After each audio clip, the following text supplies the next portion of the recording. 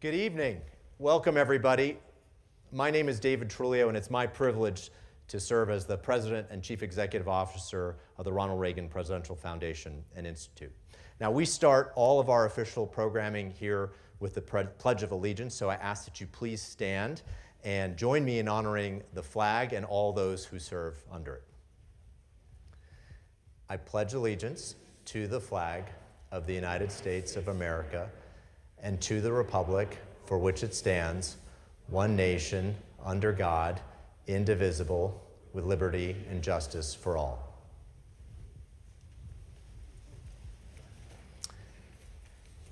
Before we go further, there are a few people in the audience I'd like to recognize. First, it's our special guest's husband, Charles Capito. Please stand, Charles.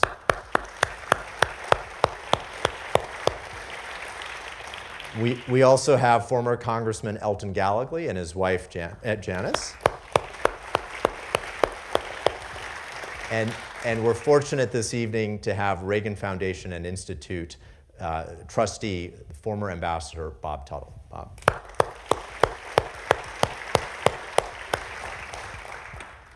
We named this speaker series A Time for Choosing after the October 1964 speech on behalf of presidential candidate Barry Goldwater that catapulted Ronald Reagan into political stardom.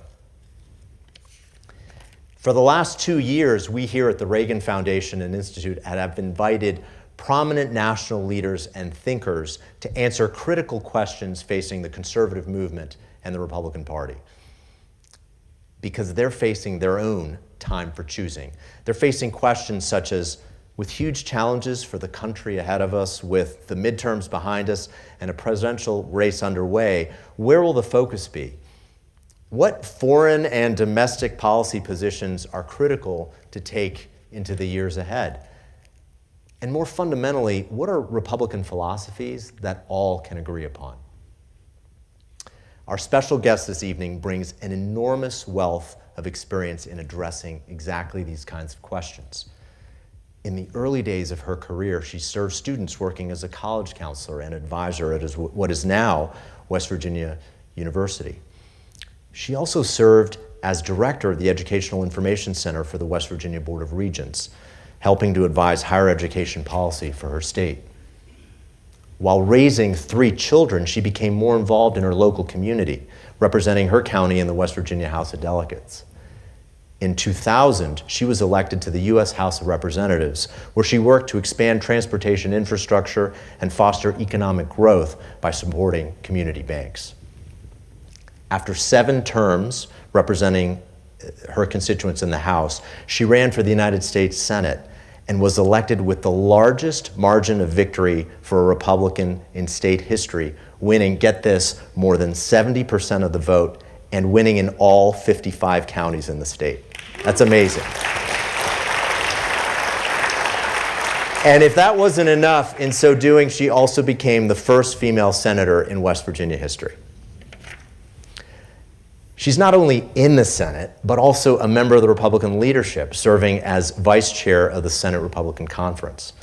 In addition, she delivers results through her committee assignments, which include, but are not limited to, serving as the ranking member on the Senate Committee on Environment and Public Works, and as the top Republican on the Appropriations Committee's Subcommittee on Labor, Health and Human Services, Education, and related agencies.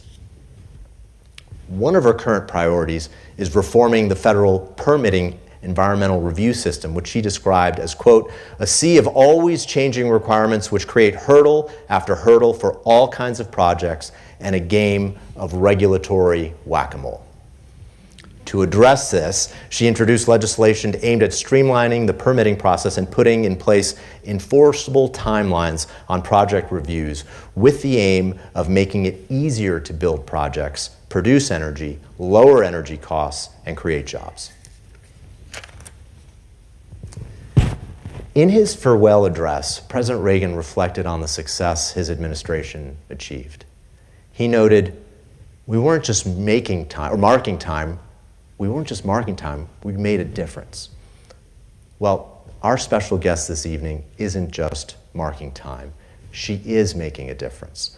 and we are excited to welcome her here to the Reagan Library to hear her vision for the conservative movement and the GOP in this modern day time for choosing. So ladies and gentlemen, please welcome the Senate Republican Conference Vice Chair, Senator Shelley Moore Capito of West Virginia.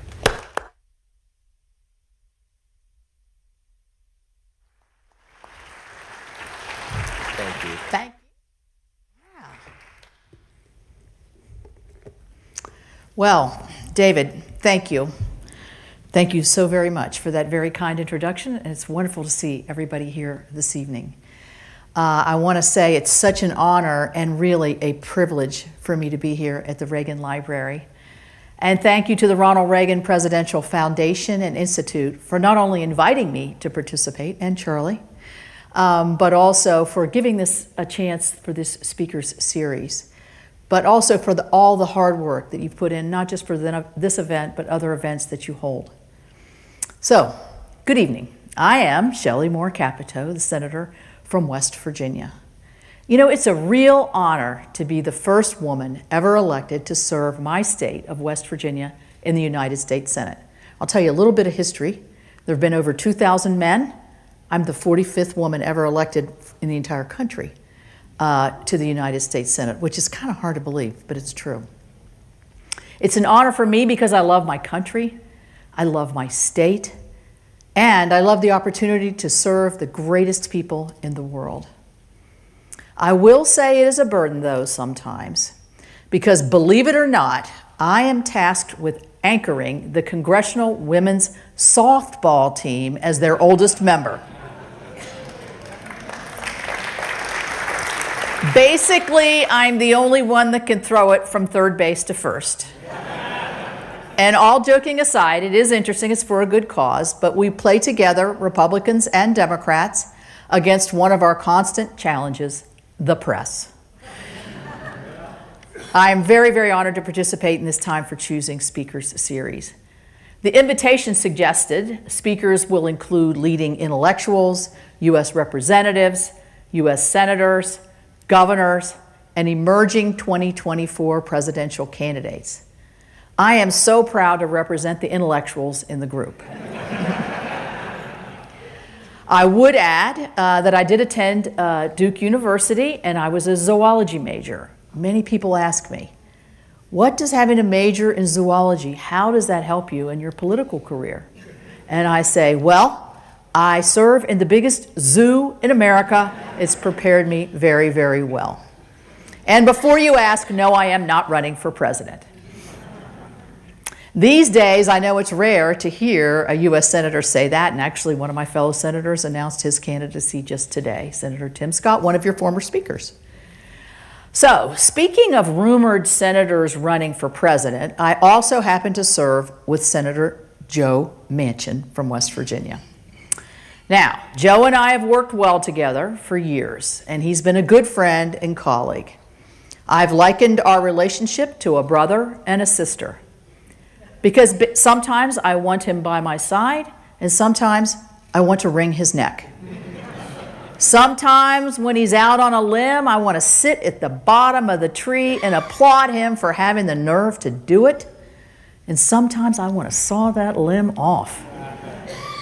So on a more serious note from this podium, you have heard from some spectacular luminaries that represent the depth and breadth of the conservative movement and what we consider our bench as Republicans.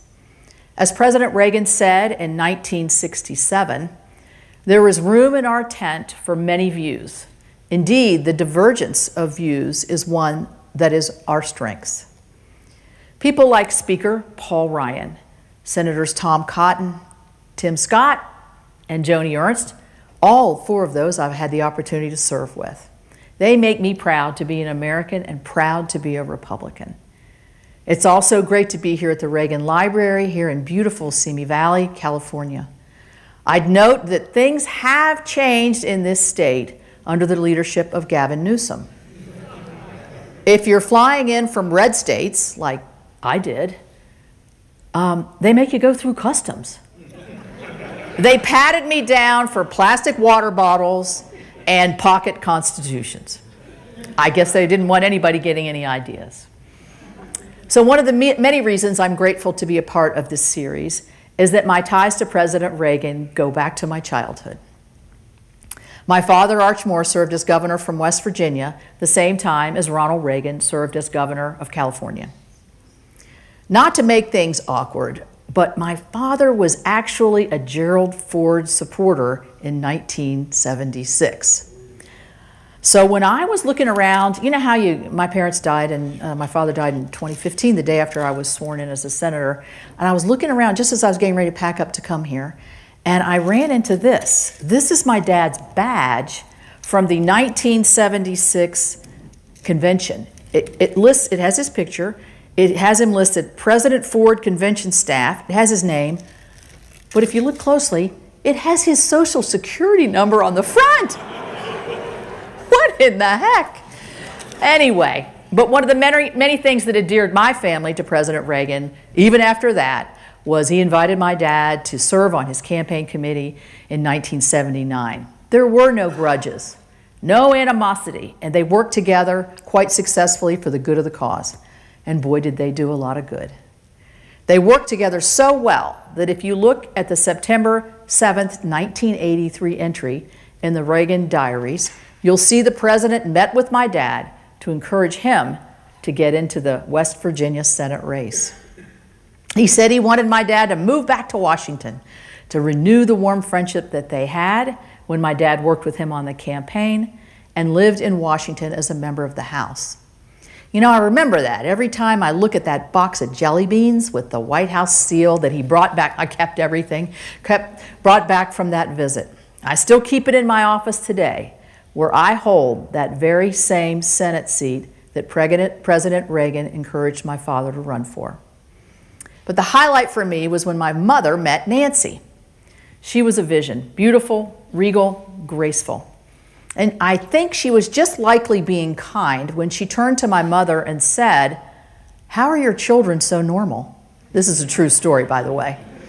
My mother responded without skipping a beat and said, "Well, it's a lot easier when they aren't raised in Hollywood." My mother was proud of our roots, and so am I. My mother was originally from Georgia. Her parents, her family were Southern Baptists, and many at the time, they were classic Southern Democrats. She and my dad met at West Virginia University, and when she told her mother they were going to get married, you would have thought the world was ending. Her mother said to her, "We're from the South and you're marrying a Northerner. We're Baptists and you're marrying a Methodist. We're Democrats and you're marrying a Republican? What are you going to do next? Sell your soul to the devil." So you can see where I get my theatrical side from. My mother became a West Virginian through and through and was the longest serving First Lady in our state's history. And she was not a passive First Lady by any means. She traveled the state and the country to tell our great West Virginia story and carry the proud flag of Appalachia to the rest of the world. She was well ahead of her time, recognizing the need for open conversations and dialogue around mental health. So I stand before you as a proud child of Appalachia, something that might make me a little different from most of your previous speakers, because our state of West Virginia is the only state contained fully within Appalachia. Hard work, self-sufficiency, and national pride are all deeply instilled in our DNA. And as a region, we have one of the highest percentage of veterans per capita. I've often compared West Virginia to one large, small town where we know how to stand up for ourselves while we're still looking out for one another. We're tough as nails, but we always have a smile on our face. John F. Kennedy said about our state, "The sun doesn't always shine on West Virginia, but the people do." So the themes of this speaker series are three key questions. Why are you a Republican? What should the Republican Party stand for? And what are the Republican philosophies that we can all agree on? For me, West Virginia is at the core of all of these questions. West Virginia's political history isn't that much different than President Reagan's. For many, many decades, we were a deep blue state. Herbert Hoover in 1928 was the last non-incumbent Republican presidential candidate to win our electoral votes before the year 2000.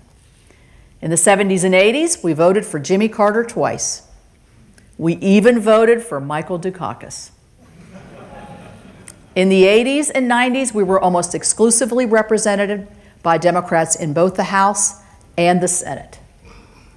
We were influenced and animated by our proud labor unions, and our state was a powerful hub for blue-collar Democrats. But as you know, West Virginia eventually demonstrated what Ronald Reagan said. We didn't leave the Democratic Party left us. The year 2000 was when the tide really turned, and that was with the candidacy of one Albert Arnold Gore Jr. Al Gore focused on a couple key issues that rubbed our state wrong. Those issues were Second Amendment constitutional rights and the elimination of fossil fuels. Very few things about his campaign worked for the state, and he seemed to know it, because in late October of 2000, he finally showed up at the West Virginia Capitol steps with celebrity secret weapons. But George W. Bush, at Karl Rove's insistence, had already visited several times in our state, and for Mr. Gore, it was simply too little, too late. While Florida and their hanging chads stole the show, West Virginia shocked the political world by delivering 5 critical electoral votes for George W. Bush after we had voted for Bill Clinton twice in a row. Without our votes, the United States would have had at least 4 years of Al Gore, and I think we can all imagine how different our country would look today. Then, 8 years later, an idealistic President Barack Obama came along and poured gasoline on the fire of West Virginia's divorce from the Democratic Party. In 2008, he famously said, if somebody wants to build a coal-fired power plant, they can. It will just bankrupt them. That wasn't a warning. It was a threat, and he made good on it. His recklessness cost tens of thousands of coal miners and related workers their jobs during his presidency. That's tens of thousands of families who lost their livelihoods and the dignity of work that had been such a foundational part of their Appalachian identity.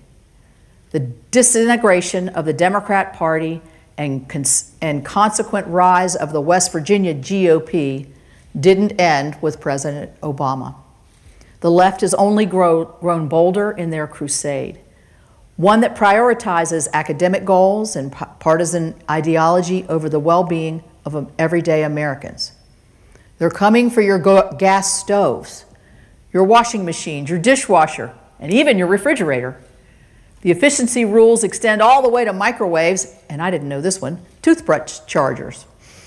Manufacturers have already warned that appliances that meet these outrageous new standards are not only expensive, much more expensive, but they're less effective. Under that vision of America, those who have worked hard, saved, paid debts, and responsibly managed their credit are penalized to support those who have not. But you know what? Fairness is what most Americans understand and what the country was built on. So take the student loan bailout, an overreaching policy proposal that just 2 or 3 years ago was Twitter fodder for the left-wing Twitters, but has now made it into executive actions by the President of the United States. The cost of that debt transfer is passed on to other taxpayers, many of whom make significantly less money than the graduate degree holder whose debt they're being asked to pay off. Many families now being forced to pay have sacrificed and worked hard to pay off their own student debts, and even made academic choices to avoid taking on debt altogether. We know this plan, if the courts allow it to go into effect, will raise taxes and increase the cost of higher education. It's just not well thought out. And beyond all of that, it's fundamentally unfair. So when it comes to taxes and spending, this president might have won the battle in the Democrat primary in 2020, but a cursory glance at the policies and personnel show that Bernie Sanders actually won that war. Their spending makes drunken sailors look like teetotalers.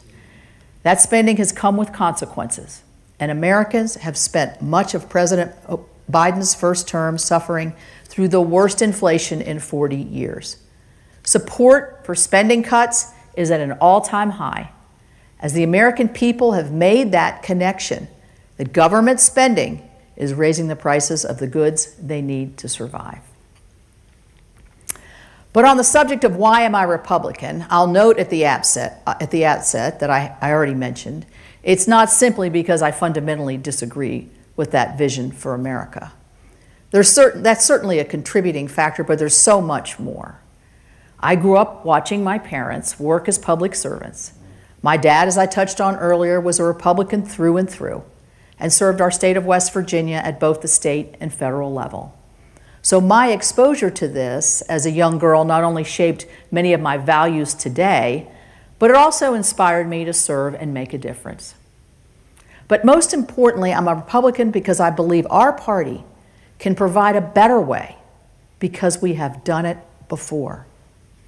We believe in fair elections, in a secure border, and in a strong national defense.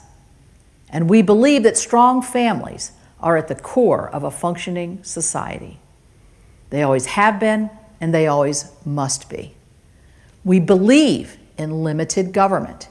And now more than ever, we believe in a government that stays in its lane and protecting and preserving the institutions that keep America strong. One of the best ways to do that is to help those institutions stay focused on their core mission. We believe in respecting the judicial branch, even as the left attempts to tear it down for not advancing their preferred policy outcomes. The then minority leader, Chuck Schumer, the day that he stood on the Supreme Court steps and threatened justices by name, saying to Justices Gorsuch and Kavanaugh, quote, "You have released the whirlwind, and you will pay the price, and you won't know what hit you." That was a dark day for our system of government. The personal destruction of Brett Kavanaugh and Amy Coney Barrett were some of the most disturbing episodes of my public service. As Republicans, we realize, as the founders did, that the role of the judge is to interpret the law, not make law. And we condemn the extremists who have tried to threaten our jurists and their families over decisions they do not like. We believe that teachers should focus on teaching. As the world moves ahead of us in math and basic literacy, too many of our taxpayer-funded public school teachers are substituting key teaching time with divisive and often controversial issues that really don't have a place in the classroom. You know, parents matter. And if you don't believe me, just ask your former speaker, Governor Youngkin. We believe in an intelligence community that focuses on protecting the homeland, not one political party over another. We believe in law enforcement and giving them the resources they need to keep our cities and neighborhoods safe. We believe in supporting our military as they strive to protect us, as well as their families and the veterans who have bravely served before them. We believe in responsible regulation, not the weaponization of regulation for political purposes or regulation for regulation's sake, or what we've seen recently, regulation to satisfy an agenda, but with these required standards that really no one can meet. Anyone who has ever tried to build anything knows that we have a permitting system that feels like it was built to break your spirits before you even hammered your first nail. It hurts our economy, it hurts jobs, and we can and will do better. Thank you. We believe in an American system of free enterprise where businesses rise and succeed on merit and the quality of their products, not because of their politics or their ESG scores. Scoring systems that force companies and governments to prioritize political benchmarks over delivering returns on investment and pensions run in direct opposition to the free market system our founders intended, which has built the greatest economic system in the history of civilization. That's not to say there isn't room for valuable discussion about innovation in renewable energy and other efforts to help preserve the environment that we love. The environment is not a bad word as much as the left has weaponized their efforts to defend it. Take one step out into the great outdoors out here or to the great outdoors of West Virginia, and you'll understand why I believe with my whole heart why we call our state almost heaven, and why I believe both our environment and our planet are worth protecting. We believe in a secure border. Immigration has been critical to the building of America that we have, the America we have today. We are absolutely a nation of immigrants, and we always will be. But the biggest threat to that system comes from a lack of order like the kind we've seen over the last few years. I'll say it again, the greatest threat to our legal immigration system is unchecked illegal immigration. Not only because of the dangers that come from cartels and violent criminals, but also the scourge of fentanyl, which we see and know too much about in our state of West Virginia.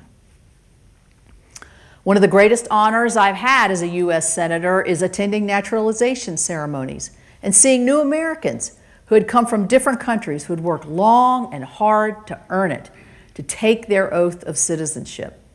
The pride they showed in becoming Americans was inspiring, pure, and beautiful. And while I'm proud to be a Republican, I believe there are things we can do better. Earlier in my remarks, I noted a number of ways I believe the Democrats have moved to the far left and abandoned a large swath of Americans. And if we can't win people over after an administration has raised your taxes, taken away your stoves, raised gas and electric bills, handed Afghanistan to the Taliban, fought to destroy women's sports, injected politics into everything from political education to where you keep your savings account, and has the lowest approval rating at this point in any presidency, then what are we even doing here? The only thing from keeping us from creating the greatest coalition in history is our own self-defeating behavior. Here are 5 areas where I think we can and must improve to succeed.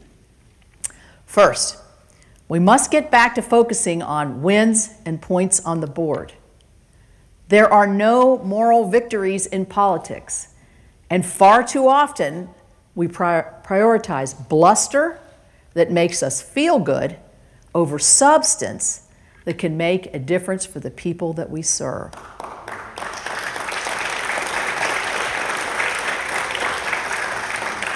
Speaker Boehner repeatedly said, Elton, you'll remember this, good policy makes good politics.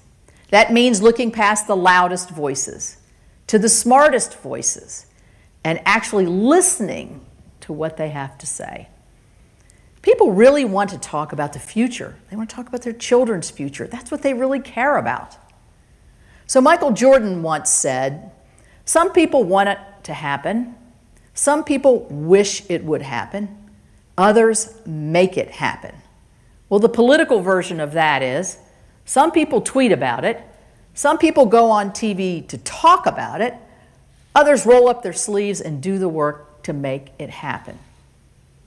Grievance may sell well on social media and cable TV, but it's not accomplishing anything for the people who need it. The great West Virginia native Lou Holtz once said, "Never tell your problems to anyone. 80% don't care, and the other 20% are glad that you have them." As Leader McConnell is fond of saying, winners make policy, losers go home. Second, purity tests are the fastest way to ensure we divide ourselves and seize defeat from the jaws of victory. As President Reagan said, The person who agrees with you 80% of the time is a friend and ally, not a 20% traitor. In every fight, we should push for the most conservative victory possible. But we should not leave the field if we don't get 100% of what we want. We need to make the case that our policies and our ideas with facts and compassion, recognizing that just as our party is a big tent, our country is an even bigger tent. And there's so much more that unites us than divides us.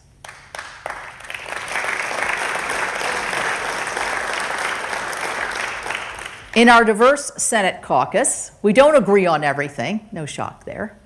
But the greatest victories Congress has seen in recent years came when we found the best, most conservative solution possible and taken the win.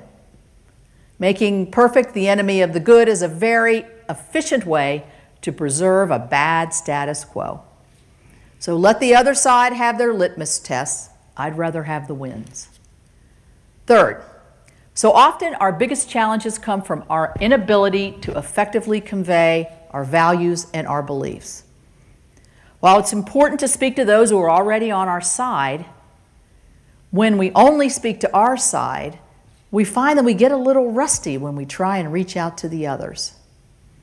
In 2004, I formed the House Civility Caucus at the request of your own California representative, former Representative David Dreyer. I asked my friend, Representative Emanuel Cleaver, a Democrat from Missouri, and we formed the Civility Caucus, and we had civil debates on the floor, Republican Democrat ideas on really tough issues.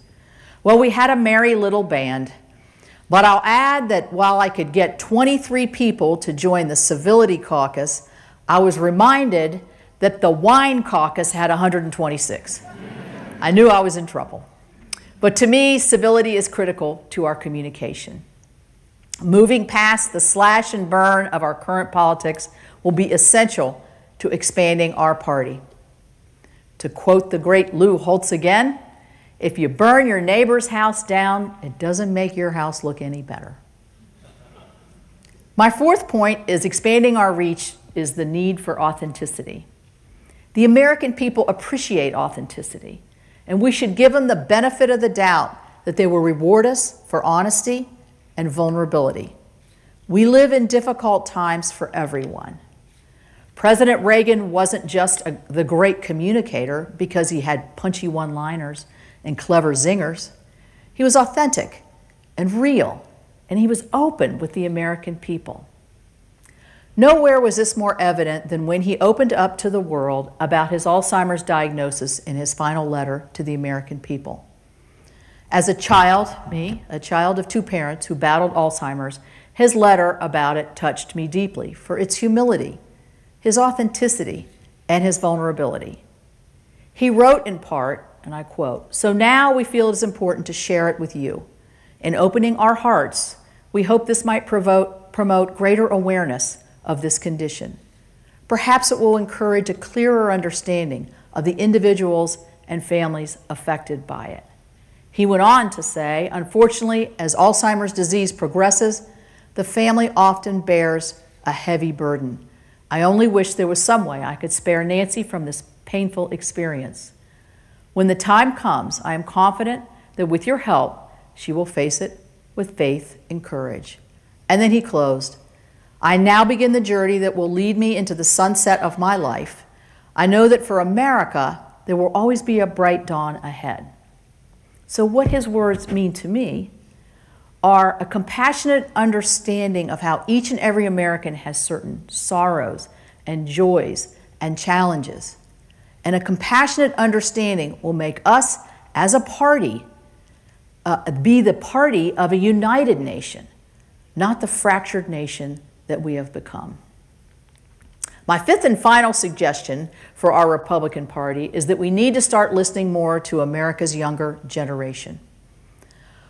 While the left is thought to lure them in by dangling incentives like student debt bailouts and electric vehicle tax credits, we've seen Gen Z and millennial voters sour due to inflation, increased costs, and really unrealistic aspirations.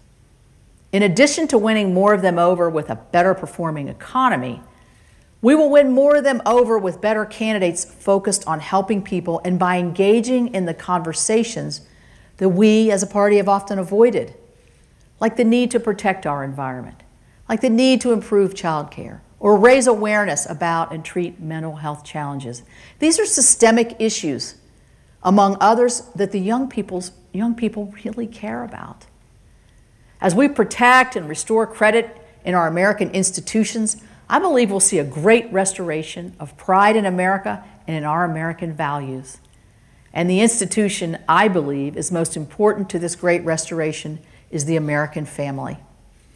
President Reagan once said, "All change in America begins at the dinner table." In his farewell address, he spoke of the need for an informed patriotism to ensure we are teaching our children what America is and what she represents in the long history of the world. He spoke of the importance of starting with the basics, more attention to American history, and a greater emphasis on civic ritual. And again, as President Reagan said, this can and should begin at the dinner table. Restoring the institution of the family has become a critical national component, which is ensuring our policies reflect that parents should have the final say over the well-being of their children, and that families are empowered as much as possible to manage stable homes in safe communities.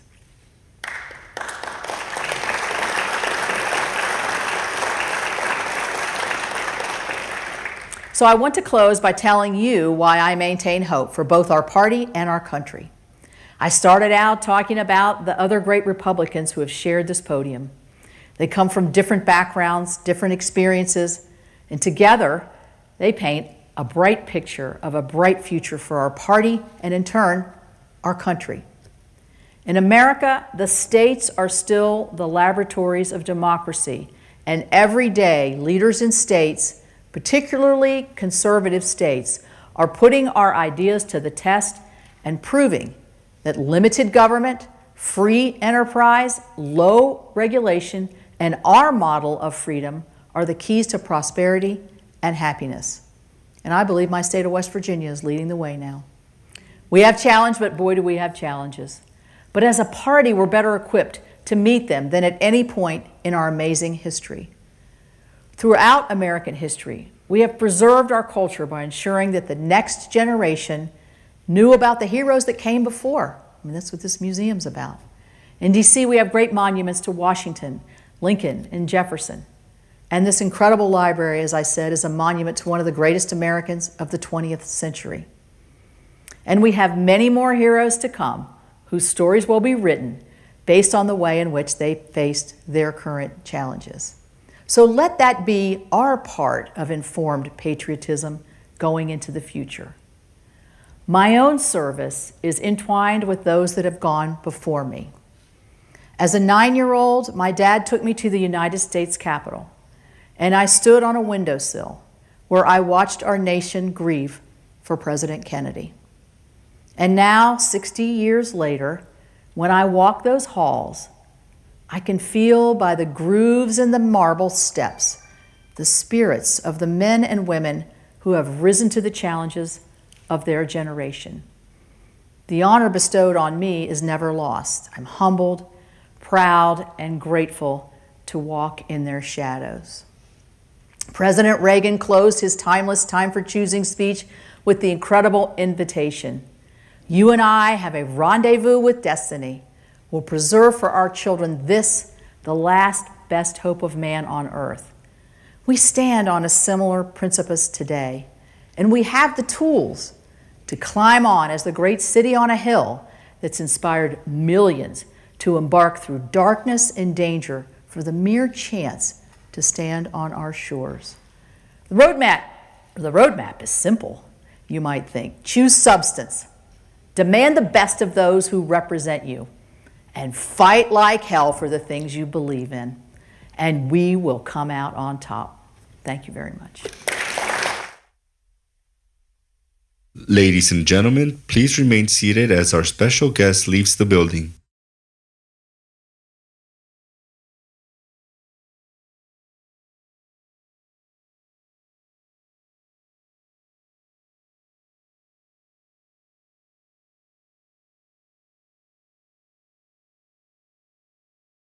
Russian man claiming to hold top-level secrets about Russian advanced bombers has just turned up at the US southern border, seeking asylum.